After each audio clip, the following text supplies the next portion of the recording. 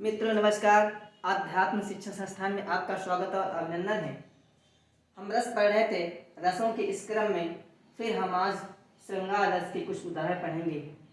क्या देखिए, श्रृंगार रस का सुंदर उदाहरण या रस के श्रृंगार रस में जो दो रस थे, संयोग श्रृंगार और विप्लव श्रृंगार, उनके आज दोनों उदाहरणों को हम पढ़ेंगे और उनका हम पूरा व्याख्या भी करेंगे। तो देखिए क्या है, ये प्रसंग कहाँ का है।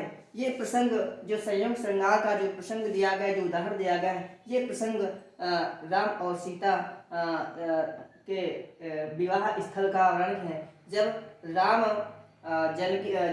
जानकी के पास अर्थात माता सीता के पास धनुष भंग करने के लिए जाते हैं, जो उनके पिताजी द्वारा एक शर्त रखी गई थी और उसी में वो धनुष को तोड़ने के लिए जाते हैं और सुंदर मनमोहक चेहरे को देख करके, मनमोहक सुंदर आकृति को देख करके माता सीता श्री राम पर मनमुग्ध हो जाती हैं और क्या कहती हैं।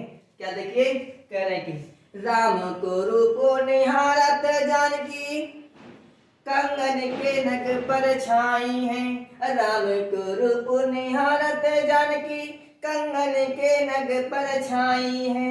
याते सब सुध भूले गई है, याते सब शुद्ध भूले गई है। कर टेक रही पलटारत नहीं, कर टेक रही पलटारत नहीं। अर्थात देखिए, टेक रही पलटारत नहीं, पल के पल माने पल के और टारत माने टालती नहीं, हिलाती नहीं। अर्थात एक टक निगाह से माता सीता यानी सीता जी रामचंद्र जी की ओर देख रहे हैं। क्यों, कैसे, कह राम को रूप निहारती जानकी। राम जी सामने खड़े हैं और सीता आमने सामने खड़ी है। राम और सीता आमने सामने खड़ी हुई हैं और क्या है, वरमाला लेकर जा रही हैं।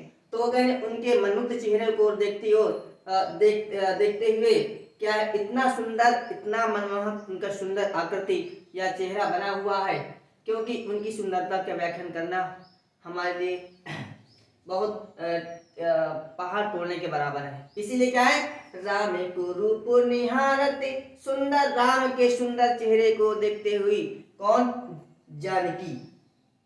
क्यों, क्योंकि वो सुंदर तो है लेकिन दूल्हे के रूप में है, इसलिए वो और सुंदर लग रहे हैं। देखिए, राम को रूप निहारते जानकी, जानकी जी राम के रूप की ओर, राम की सुंदरता की ओर, राम के चेहरे की ओर या राम की आकृति की ओर निहार रही हैं। क्यों, कंगन के नग पर छाई।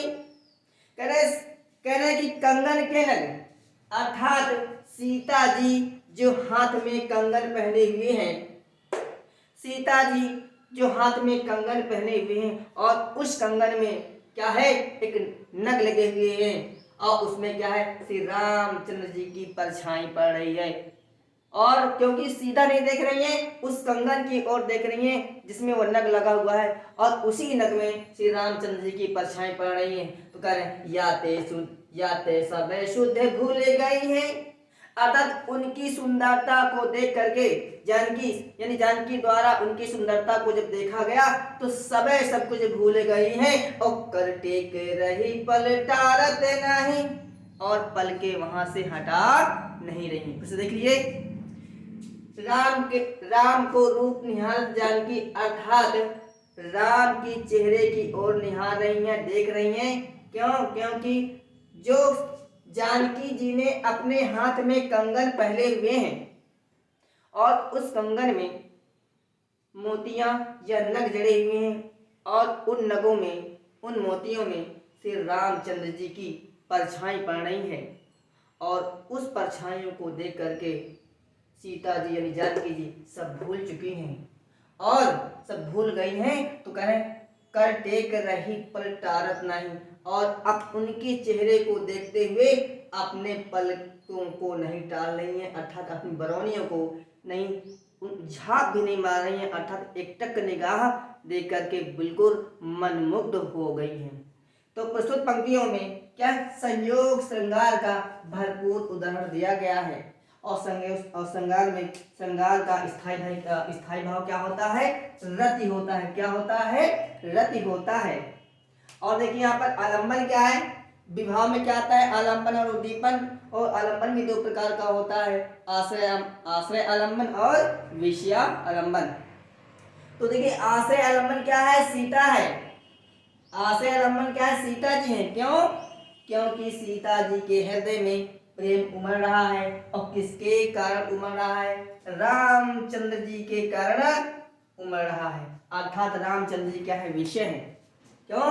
क्योंकि रामचंद्र जी विषय इसलिए हैं कि रामचंद्र जी के कारण ही, उनकी सुंदरता को देखकर ही क्या है, सीता जी के हृदय में क्या है, प्रेम उमड़ा है या प्रेम हुआ है। और इसमें देखिए उद्दीपन क्या है, मंडप है, चेष्टा है, वहाँ की सुंदरता है, लता ओट है, ये क्या है, वहाँ का उद्दीपन है। और इस संचारी भाव क्या है, हर्ष है, जड़ता है, उन्माद है, अभिलाषा, आकांक्षा। जड़ता मतलब निश्चेत हो गई है, और उन्माद माने प्रेम पैदा हो गया है, अभिलाषा माने आकांक्षा है, उनको प्राप्त करने की इच्छा है। अभिलाषा माने इच्छा है, और आकांक्षा माने भी इच्छा होती है, उनको प्राप्त करने की इच्छा भी उनके मन में व्याप्त है। इसलिए ये सुंदर संयोग श्रृंगार का उदाहरण दिया गया है। अब संयोग श्रृंगार के बाद श्रृंगार में दूसरा आता है विप्रलंब श्रृंगार। कौन सा आता है, विप्रलंब श्रृंगार, या इसे कहते हैं वियोग श्रृंगार। और ये प्रसंग कहाँ का है, ये जयशंकर प्रसाद द्वारा रचित एक पाठ है पुनर्मिलन, वो कामायनी से लिया गया, उसका एक प्रसंग है। क्या है पुनर्मिलन का, और पुनर्मिलन से जब उसको पढ़ते हैं तो उसके पाठ से ही तात्पर्य हो जाता है कि कामायनी और मन, कामायनी जो उनकी पत्नी है, किनकी पत्नी है, मन महाराज की पत्नी है। तो कामायनी ने उनको कुछ कह दिया है, और वो रिस करके अर्थात गुस्सा होकर के या नाराज होकर के मन महाराज कहीं चले गए हैं। तो उनको ढूंढते हुए देखते हुए क्या रात्रि में कामायनी बहुत दूर तक पहुंच जाती है, नगर के बाहर तक चली जाती है, और पूछती क्या कहती है, अरे बता दो मुझे दया कर, कहाँ प्रवासी है मेरा। अरे बता दो मुझे दया कर, कहाँ प्रवासी है मेरा। उसी बावले से मिलने को डाल रही हूँ मैं फेरा।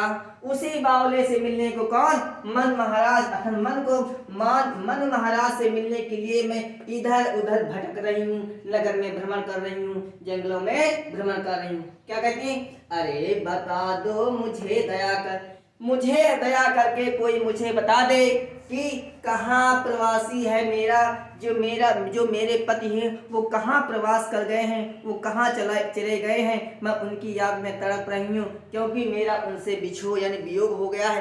पहले प्रेम हमारा था, लेकिन थोड़े से बातचीत करने के कारण वो मुझसे नाराज होकर के चले गए।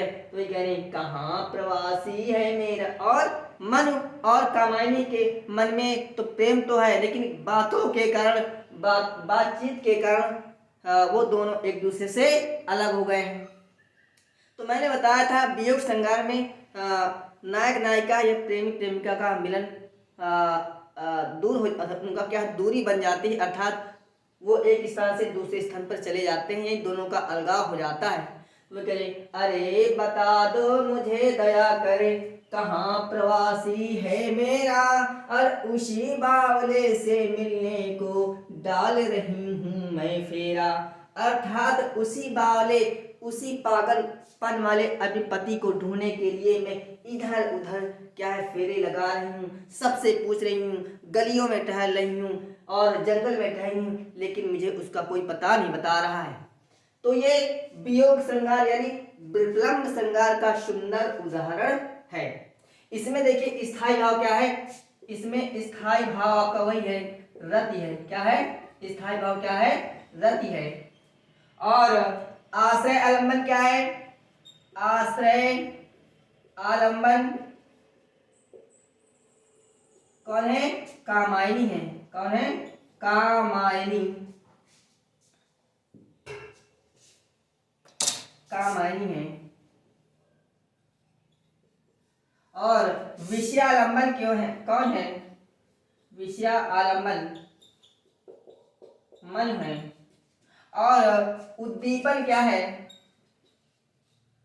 उद्दीपन क्या है? सूना साना स्थान, घना जंगल, सूना स्थान और रात्रि और एकांतपन। और संचारी भाव क्या है? अश्रु है, विलाप है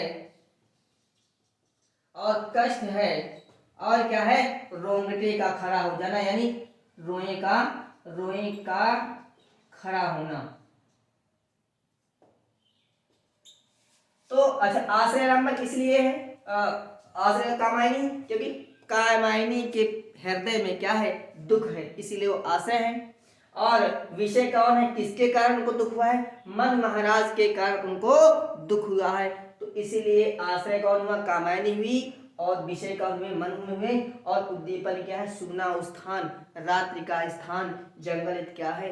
उद्दीपन है, क्योंकि वहां कोई दिखाई नहीं दे रहा है, वीराना है और बहुत दूर तक पहुंच गई है, ढूंढते ढूंढते, खोजते खोजते। और संचारी भाव क्या है? विलाप करना, अश्रु निकलना, रोंगटे खड़े हो जाना और निश्चेत हो जाना, संचारी भाव। तो इस प्रकार से मित्रों, आज हमने आपको संयुक्त श्रृंगार और विकल्प श्रृंगार के एक एक उदाहरण और बताए हैं। आशा करता हूँ ये क्लास आपके समझ में आई होगी। इसी के साथ अगर कोई गलती हो तो मुझे जरूर बताने का कष्ट करें, कमेंट करें, और जो भी कुछ हो सकता है मैं आपको देता रहूँगा। तब तक के लिए जय हिंद, जय भारत।